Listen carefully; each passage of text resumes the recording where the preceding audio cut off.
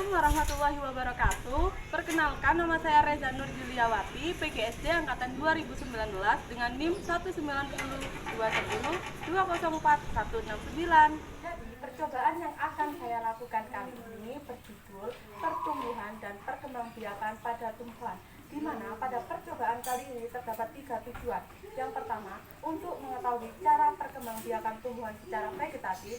Yang kedua, untuk mengetahui cara perkembangan tumbuhan secara generatif. Dan yang ketiga, untuk mengetahui faktor-faktor apa saja yang mempengaruhi pertumbuhan dan perkembangbiakan pada tumbuhan.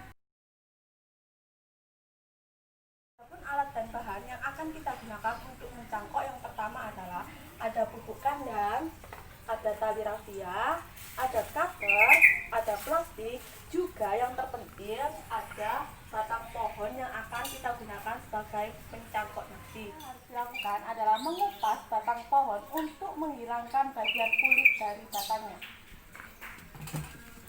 Jadi, pertama-tama bagian sini, lalu bagian sini,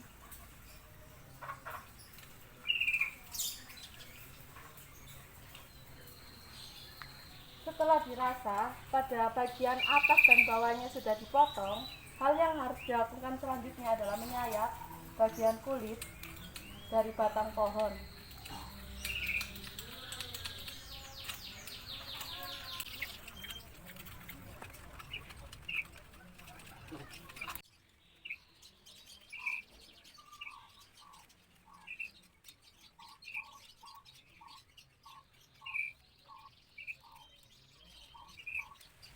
Setelah kita menyayati bagian batang pohon dan menunggunya kurang lebih 6-12 jam, langkah selanjutnya yang akan kita lakukan adalah memberikan campuran tanah dan pupuk kandang guna ditempel pada bagian yang akan dicangkok.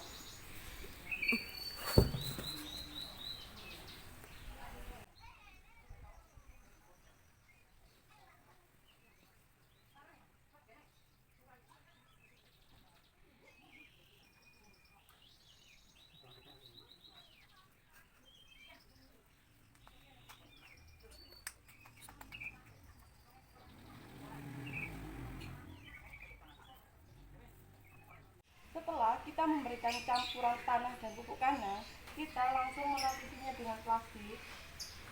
Lalu kita berikan tali rafia di salah satu sisinya, satu sisinya, agar bisa menahan pupuk yang ada di dalam.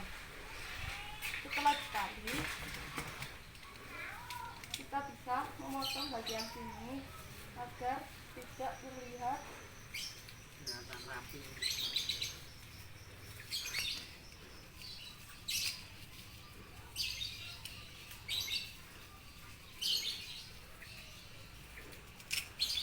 Apabila tali rafia dirasa kurang, kita bisa menambahkan di bagian sini. Pada video tersebut saya belum menusuk-nusuk bagian dari pencakokan karena masih terdapat air dari campuran tanah dan pupuk kandang.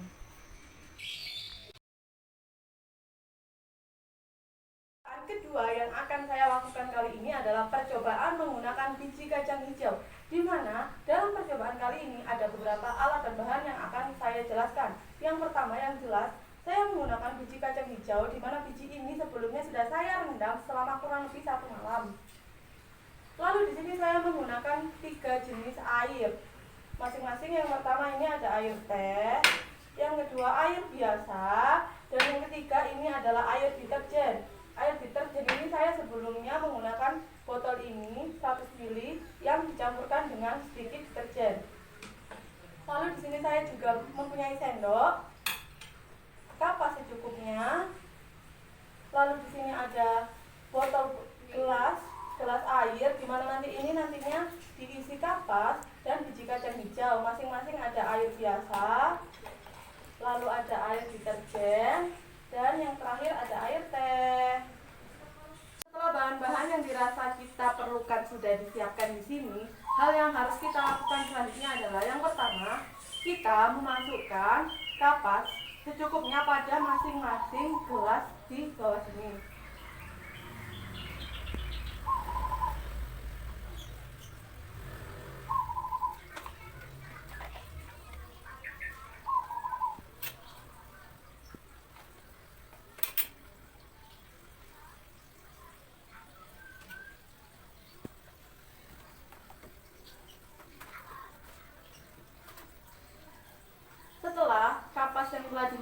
ke dalam masing-masing gelas, kita memasukkan biji kacang hijau yang telah kita rendam selama semalaman ke dalam gelas.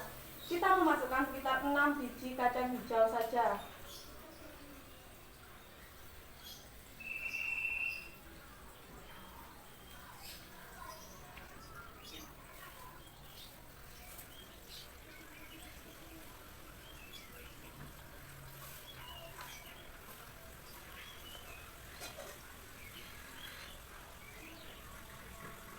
Setelah biji kacang hijau dimasukkan ke dalam masing-masing gelas, hal yang harus kita lakukan selanjutnya adalah memasukkan 3 jenis air ini ke dalam masing-masing gelas yang telah disiapkan.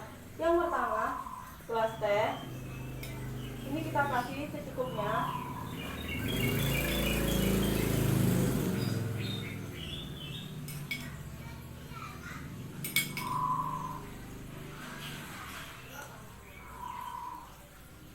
Lalu di sini ada air biasa. Kita juga kasih secukupnya.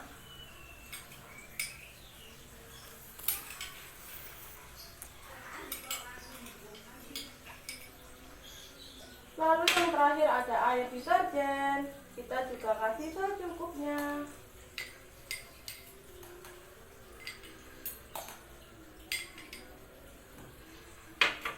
Setelah bahan-bahan yang disiapkan telah selesai, kita akan membagi ke dalam 2 bagian, yaitu bagian yang akan ditaruh di tempat yang terkena sinar matahari dan bagian yang akan ditaruh di tempat yang tidak terkena sinar matahari. Tujuan hal tersebut adalah untuk mengetahui faktor-faktor apa saja yang mempengaruhi pertumbuhan dan perkembangbiakan pada tumbuhan. Telah menonton video praktikum saya, kurang lebihnya mohon maaf. Wassalamualaikum warahmatullahi wabarakatuh.